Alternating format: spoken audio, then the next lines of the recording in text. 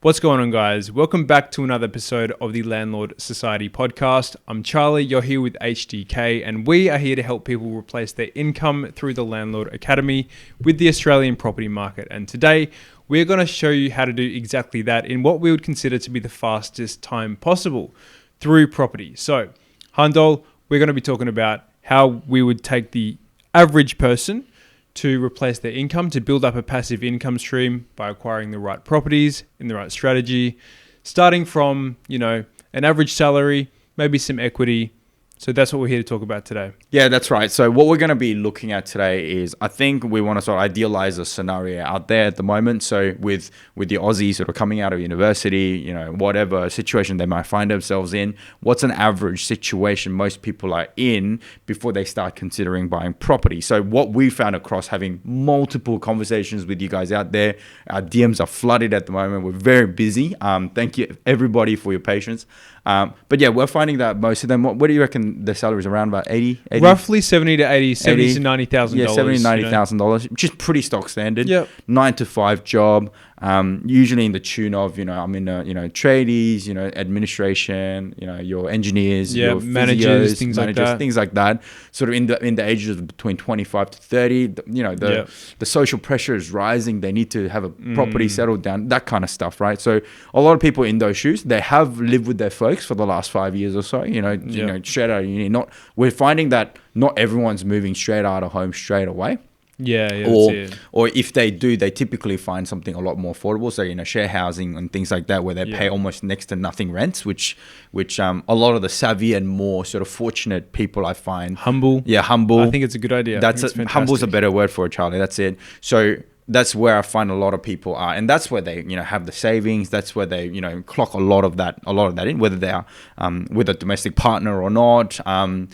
People sometimes think that having a domestic partner could save things a lot more, but I tend to disagree because that's just not what the phenomena is. But either way, if you're choosing to be humble and you're saving a lot of the money away, they would have a saving, say about, what would you say, Charlie? What have you seen? Like 70 to about 80? Yeah, anywhere from like 30 to 80 grand. 30 to 80 grand. 80 would be definitely the higher end. Exactly right. But it's still a lot to work with, yeah. I'll probably say, about 50 to 60 is probably a good base point. 30 is you're still probably in the saving stage. Yeah. But once you're sort of there, that means, give it another 6 or so months. Those kind of people typically, are able to, put another 10, 20 G's on top of that. Yeah, that's it. So we sort of look at that and go, all right, well, typically they need to enter the property market. And they haven't done so yet.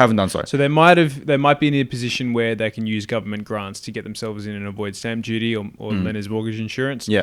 Not that it makes a massive difference, but the stamp duty definitely makes a big difference. And so does not having to pay a 20% deposit. That's correct. So typically at that stage though, what these people are thinking is like, I could buy a house and live in it straight away. Now, the issue there is, and you may tend to agree with me with this, is that I feel that a lot of those options that they seek out don't typically end up being their dream properties anyway. No, well, that's usually advice they've been given from people who don't have any results, or maybe they've got a mortgage and they're 15 years through it. They might have paid a lot of it off, which is fine, but they don't have the results. They don't have any income stream from those properties, or they might not even have multiple properties, right? So I think what people sort of are thinking when they're in this position where they're ready to purchase something is like, how can I make my dollar go the furthest? So what I tend to look at this from a bird's eye view is just like, you need to buy the right asset moving in, and you need to buy it in the right location, not wait too long to take action with that. And from then you can experience the capital growth and maybe cash flow. I mean, typically speaking, when you enter into a property, even if it has a high like 5 to 7% yield, that doesn't always mean you're going to be getting paid the dividends. You just buy the property and expect to receive a passive income stream of a couple $100 a week. Usually those high yielding properties service your ability to hold this property for as long as you can, for a long period of time. That's right. And from there, you can either do a buy and hold, so you purchase really well in a good location, just let that property do its work, do the heavy lifting. You're not putting too much you're not taking too much money out of your own pockets to pay it off, because you know that this property is appreciating in value, whether that be you manufacturing that growth through uplift, or whether you just leave it because it's in a good location. But the properties that we like to look for, especially with people that are entering the market, is is it in a good location? And do you have the option to add value if you want to? So that is what I think. So then 5 years down the track, let's take a $500,000 property. You know, that increases in value by 6% a year on an average day. On a good day in this market, if you buy well, you can get up 10% a year, 20, literally. And we're careful about how we say that because we got to be conservative for the public. But say 6, yeah. But let's just say 6. So 6.3 is 30 grand. That's 30 grand, right? Equity, yeah, a year. Now, after 5 years, that's like 150 grand, non-compounded, by the way, because it'll be more than that because you factor in compounding, the mathematical thing. So, you know, that there, you got a $500,000 property turned into a $700K property. Well, now you're in a position, if you've continued to work and you've got a really good mortgage broker, your borrowing capacity is in the right spot, you've got some equity, you can combine that, and then you can take another step. You don't have to wait 20 years to do anything, or just focus hard on paying down the mortgage, which is good for some strategies. But if you're in a growth phase, like what we advocate for young people, it's just a no-brainer.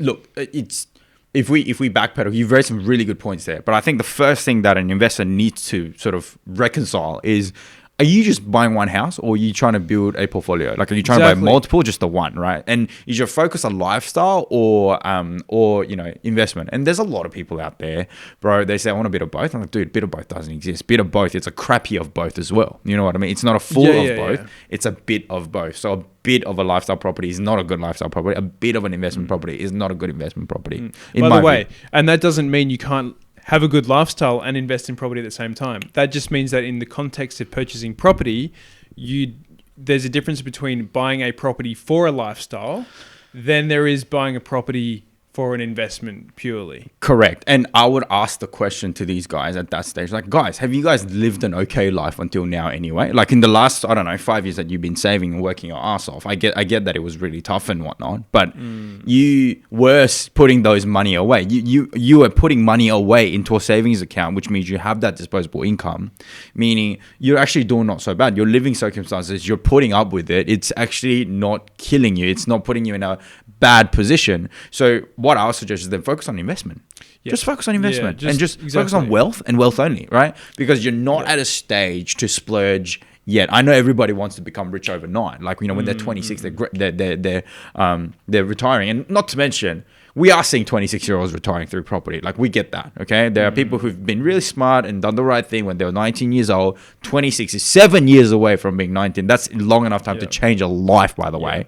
So, but that's the thing. But people who come to see us at 25 years of age, being the situation that they're in, that we spoke about so far, well, they can't achieve that straight away. So what I would suggest they do is basically understand that that's their lifestyle and that's been okay. They're probably planning to get married and have kids and have a wife and have the lifestyle that they want, probably reserved for then more so.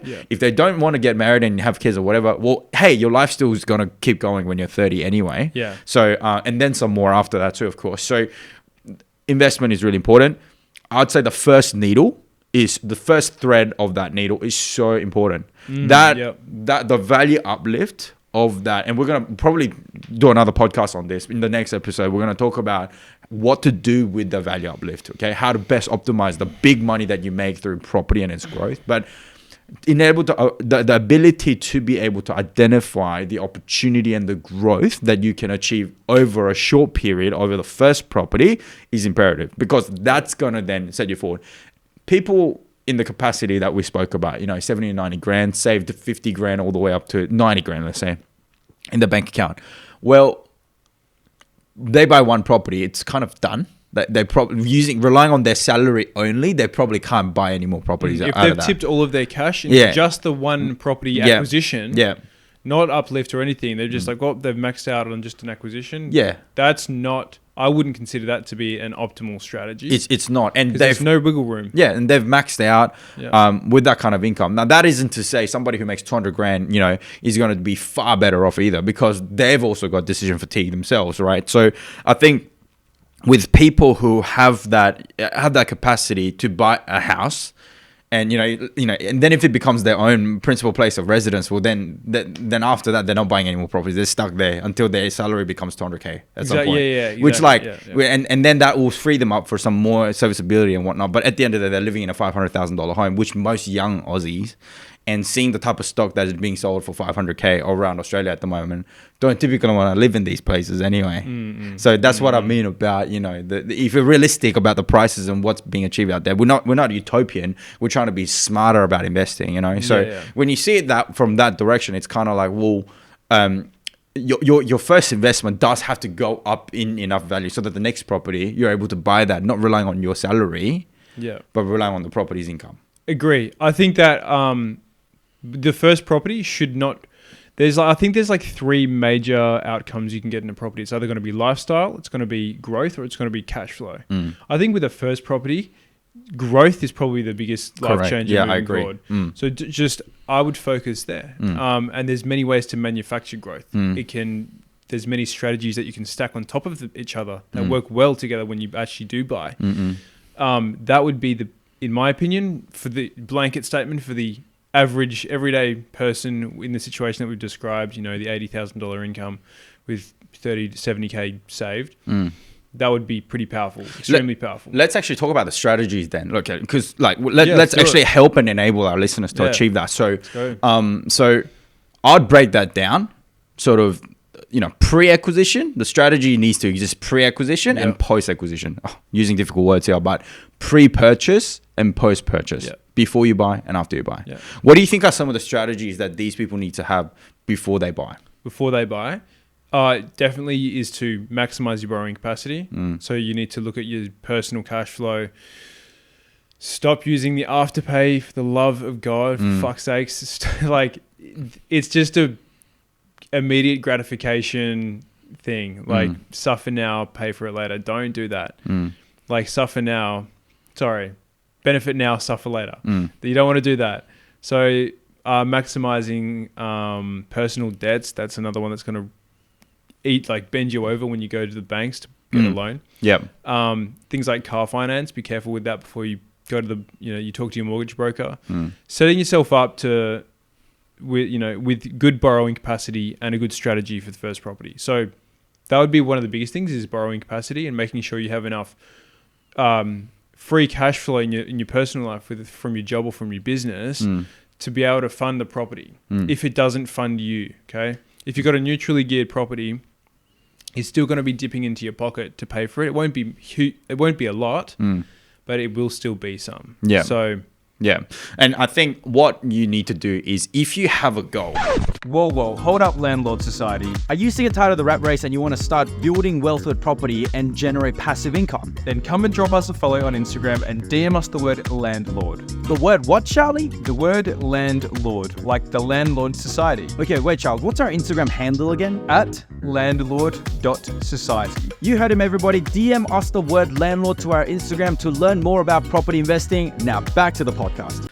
To be like this, portfolio builder, like you want to have a collection of properties, whether that's literally 1, 2, 3, or maybe like 20, doesn't really matter. I think you really need to start off educating yourself, right? Really understand how this all fits together. So, the best thing to do, I think, is understand the tax implications of like what that's going to look like and what kind of implications it's going to have into your finances as well. So, people need cars. Like you mentioned something about, cars and finance on cars and stuff. People need them. So there is a way to structure them better so it doesn't actually hit your borrowing capacity when it comes to buying properties as well. So those kind of advices actually come from your accountants and your finance brokers as well, which typically, if you're working with like pretty average stock standard, run-of-the-mill accountants and finance brokers, my experience is that they've been pretty hopeless because they're more used to just doing your regular tax returns, or in the case of finance brokers, doing your mum and dad investments. Nothing special.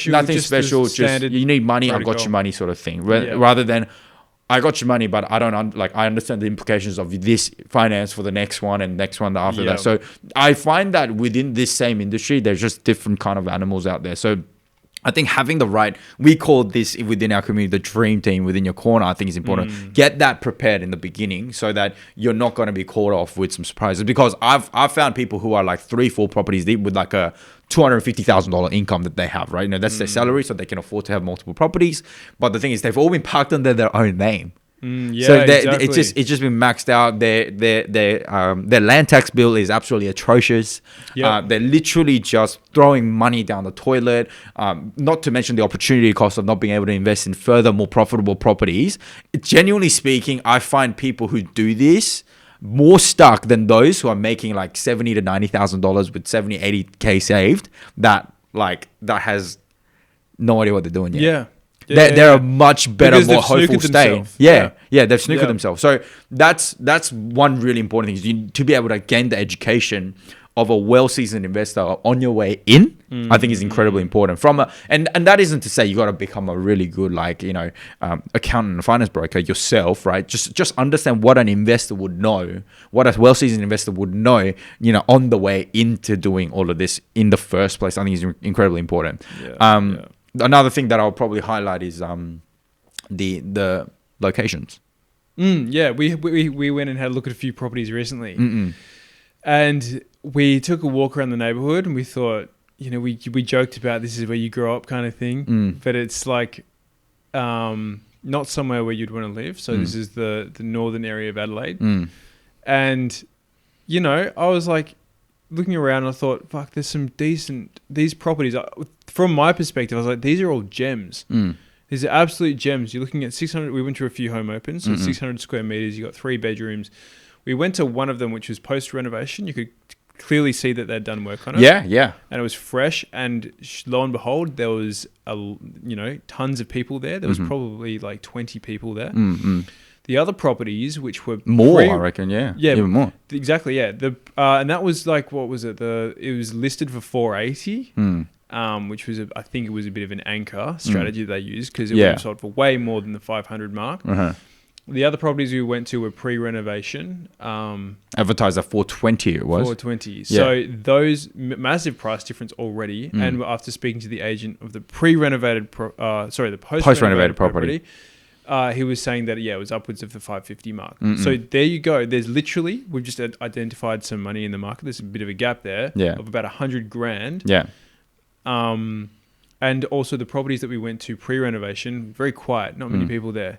So I want the listeners to pay close attention to what Charlie just said, seriously, because the way Charlie sees value right now isn't that, this place is nice and it's renovated, I would love to live here, right? Not to mention, those were some of the chatter that we heard, just walking through the hallways of the house, people saying, this is so lovely, I'd love to live here, but this is so nice and amazing because it was nice and renovated and it was beautiful. But you got to get past that. At the end of the day, you got to understand that you're here to build wealth. We're here to create that for people. Exactly, right. So it's like we can we can turn these houses into these nice places so people then can, And the reward is hundreds of thousands of dollars, which beat out most of your income anyway. Yeah, literally. Isn't that amazing? Yeah, and you can get it done within, a renovation can take 3 months. Or less than that. In these areas, it could be well. And if you got to just be more organized, then that's the information that you need. Which areas are going to actually pop up and grow from the point of view pricing, which is like now, like the today pricing,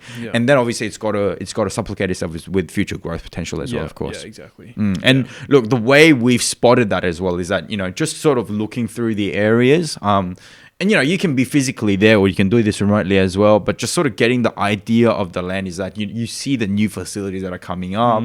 You see the size of the shopping precinct and the activity and the schooling, all of that. You can actually see that from a bird's eye view anyway. If you go visit there, great. If you don't, and you will know that once you visit any old neighborhood, you will know that that's how real estate works. It works around demand. It works around people wanting to be there and the experience of the lifestyle that's offered in the area, the number of owner-occupier demand as well. And that literally coincides with the long-term growth data that we looked at. Exactly. So we went there and we're like, this place, I'm not sure what it was like 10 years ago because I've never seen it, but to me, it looked like it was absolutely like bustling. Yeah, exactly. But, even without us having to be there, it wasn't hard for us 2 years ago to see that, hey, this is going to pop. And it did, right? I mean, and we're on the same metrics, identifying exactly the same type of growth and anticipation in multiple other areas all over Australia.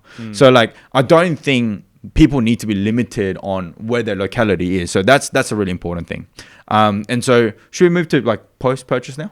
Yeah. Let's have a chat about that. So post-purchase is basically where the rubber hits the road. So that's where everything that you know comes together, the value is added, and it jumps up. Yeah. So to manage that, again, look, you can't do what you don't know.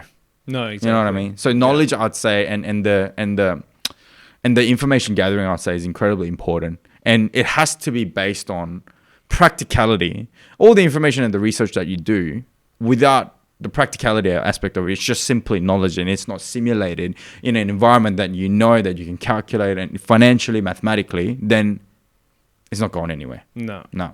Speaking of post-purchase, your goal is so in the post-purchase, your goal is to build as much equity. We have identified the best equity to build. The ideal amount of equity to build is probably around about, what would you say, $80,000? Well, it depends on the value, but I'd say on a $500,000-$600,000 property, there's no reason why you couldn't add $100,000 to the property quite easily. Yeah, quite easily. Literally. We've seen that. Yeah, we've seen that. Yeah, there's many ways to do it. Whether you just do it could be something as simple as a cosmetic renovation, or you could add a bedroom, or you could do both. Holy shit, that would be amazing. That would be amazing. Yeah. That would be a lot more than $100,000. In fact, exactly. Right. We're just looking at median prices in areas like 3-bedroom versus a 4-bedroom. It's like usually $150,000 difference. And I think median is a good way to look at it as well. But what about the property itself and the uniqueness of it all? Then the deal. The deal, and then you create another deal for another another buyer that would do really that would really appreciate it as well. Not to say you got to sell because flipping is no good for your tax anyway. But ideally, you got to see that money on your way in. You do, And you got to, once you're in there, you got to then eventuate it, basically. So the way that would happen 100%. is first do the works, right? Yeah. Tidy it up. And then what you do is, obviously, first buy the property that needs tidying it up, and then tidy it up. And then after that, you got to then be able to do what's called a revaluation. Okay? Do a bank revaluation. And then the bank will then, building equity simply means you're building the value of your house up higher. So it used to be worth 450,000. Now it's worth 580,000. Whatever equity that number uplift, is. Baby. Equity uplift. That's what we call equity uplift. And with that uplift, what would you do? Something I would do, just because I'd be excited, is I'd probably use that as just use the cash to just put another dwelling out the back. That's why I love buying properties with side access. Yeah. There's another $20,000 a year, probably. Depending on. It's actually not a bad idea if you have enough space in the backyard, which is why land is so important. Yeah, that's why it's one of the things that we look at. A nice square block, amongst all the other things. But land size, block shape. And it gives you the freedom to do that. Absolutely. And that'd be another look. That can be, depending on how well you build it. It doesn't affect the value of the property as much as the renovation on the primary dwelling, like the actual first dwelling, but it does add value. But it also generates cash flow from one property purchase. So one purchase, now you've got 2 income streams. So now you're in positive gear territory. The cash that you've spent, you've made back on equity, and now you can repeat the process. So after 5 years, you're in another game to the person that just bought their house or whatever normal average strategy that they thought was good at the time. Exactly. Without expertise. So, and that gives you, and then we talk about like corporate entities. If you bought enough properties in your personal name, it might be worth looking into that. We're not accountants. We say this every single time, but there are benefits to holding properties in entities and having those, trade profitably. That way, you will be able to not hurt your serviceability. Literally, it increases it. Exactly right. But having said that, that's not offered at every single bank you will visit. No. So there will be banks who will then assess all of your corporate entities, all your entities, your trusts and companies, all that kind of stuff, and look at it in a collective view. But there will be banks out there, probably in the second tier banks, that would identify that. And speaking of second tier banks, just to sort of shed a bit of wisdom on this field here, like the fact that the bank is big or small should not make you worry. At the end of the day, you took their money, right? You know, they get risky and they have a problem. Well, great. Like, you know, they're lending to you and you're an individual. You know what I mean? Like, who are you, right? Sort of thing. So I think if you can, but being able to find those banks, I mean, look, let's be honest. There's a lot of financial products and loan products out there. Finance brokers are going to know a handful of them. Okay, they're human beings. There's only so much going up in their hard drive in their head, right? Exactly. So, but if they do a lot more of these things where they're helping the clients prioritize building their portfolio and generating wealth, well, they're going to be more attuned to these kind of products rather than just, you know, ANZ is offering 6.5% and that's the best rate we got and go for it. You know what I mean? They're going to be more focused on your success. Yeah, borrowing money is so much more than just a friggin' interest rate. It is so much more than that. Exactly right. It's so much more about the product itself, how that services you, what strategy that allows you to use with property buying. Like, there is way more to it than just the interest rate. And people often go wrong with this because they think, well, I can save 2.2% here with this bank and, you know, blah, blah, blah. And they corner themselves because they've either hurt their... The serviceability. Yeah, the serviceability. That's right. Yeah. So that and another thing is, like, a lot of people also say, oh, look, I'll look at it after. I might get the first one in my name and just deal with it a bit later. Well, the issue is with that is, if you put it on your first name, it's already there. You're making the application within the company. In the second property, let's say, they're going to say, well, you still got a loan there. So you can't actually separate that anymore.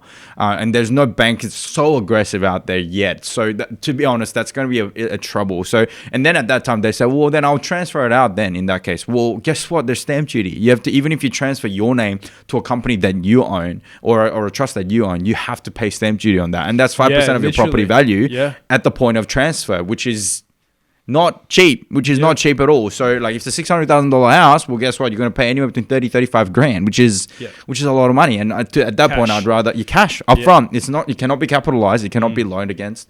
So with the uplift, what I would also do is, had it been structured properly, I'd be looking at buying more. I mean, you've just done it. Why can't you do it again? Exactly. And that's a beautiful thing. You didn't just fall into it. A lot of people just fall into it. And we're going to talk about people who just fell into stuff in the next episode. But you didn't just fall into it. You had a strategy and you've enabled it, you've implemented it, and the uplift can happen as quickly as in 3 months, 2 months, literally as quick as a valuation could turn around.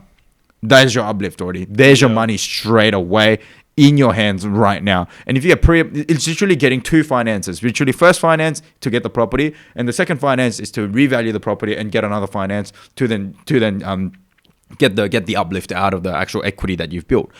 Beautiful. That could happen as quickly as 3 months. You made the right decision is literally going to make you an extra 80, 100. We've seen in our within our academy students achieving all the way up to $120,000 in their first acquisition, which sets them up. It sets them up. It gives them a different kind of confidence. It gives them a different kind of knowledge, right? People are excited about life. Right. Oh my God, the property market's so hard to get into. Well, there are still deals you can get into. Exactly right. Their jobs change, their businesses change, their outlook and attitude and their hope.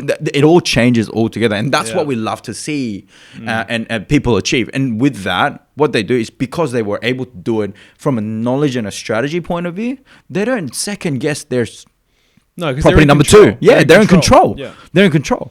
I've seen a lot of people who've achieved really great on their first property, but they just got lucky. They just got lucky because they didn't know what they were doing. They just had some money and they bought something. A lot of people were in those shoes in the last 3 years, and then boom, that's where they find themselves in. But guess what? They feel scared about the second property. But hang on, you made more money than this bloke, right? Who's only been able to build 100K equity in 3 months. You were able to build 300K equity over the last 5 years. That's more money than this bloke sitting in the form of an equity within your property. And yet you're frozen, he's not. Yeah, exactly. Yeah. So at that point, I'll be looking at exposing myself to a lot more properties, so that to the property market, so that I can ride that wave. Not to mention, this property still has 6% growth in it. So after a year later, you're still building another 30 grand. Yeah. It's a double whammy. It's a double whammy, exactly. Yeah. Your borrowing capacity is increasing, your capital growth is increasing, the whole portfolio is expanding in the background, or you're just still going away, like you're just going about your life. So when you draw this out 20 years or so, you know, you start at the age of 20 or 25 or whatever it is, 30, doesn't really matter. By 40, 50, you're you're not someone with a mortgage. You're someone with a portfolio, and that is the best thing. That is the outcome that we advocate. I genuinely think if you play your cards right and you do the strategy on repeat and it works, then across 2 years you could look at buying 3 properties. Yeah, exactly. Yeah. Like that's not that hard to do. Yeah. Yes. Today, maybe like another year from now, like very easily. If you did that crazy uplift, why couldn't you do it right then and there anyway? Yep. As long as the banks are, and you're tickling the banks in the right bones, you pull the right strings, you can get that done, and then just keep building equity. And the thing is, your first project might be something that's very aggressive, like the one we just talked about. And the more aggressive the first, the better it is, because the better results you'll get. But subsequently, you will just resort more and more towards buying and hold, and just letting the time do its thing. But if you let the time do its thing from the first property, well, guess what? You got a long time to wait. And look, that might be on your side, and you don't mind working till you're 65 years old. But why not do it more efficiently? And that's been the topic of our podcast today, which is to build that wealth as quickly as possible. We'll find something where you can build the equity as quickly as possible, whether by time factors, whether we call it in the academy active or passive factors. So active, which is to be able to do something to the property. And we talked about renovations, but that's not all.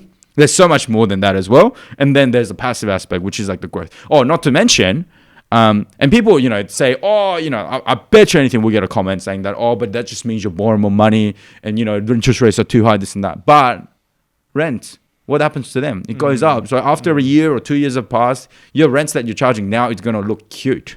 It's going to look absolutely beautiful compared to what it's going to be in the next couple of years. It's going to be at least 10-20% grown.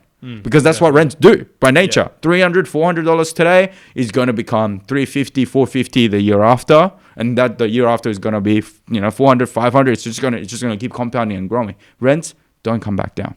So I hope that's been helpful for the people that are watching and listening to this podcast. Of course, if there are any questions, DM us these questions, and we'll be more than happy to bring it to right here, this table right here. Thanks for tuning in. Make sure to subscribe. Make sure you guys follow us on Instagram. That's the best place to get in touch with us. And we'll see you in the next episode. Cheers, guys.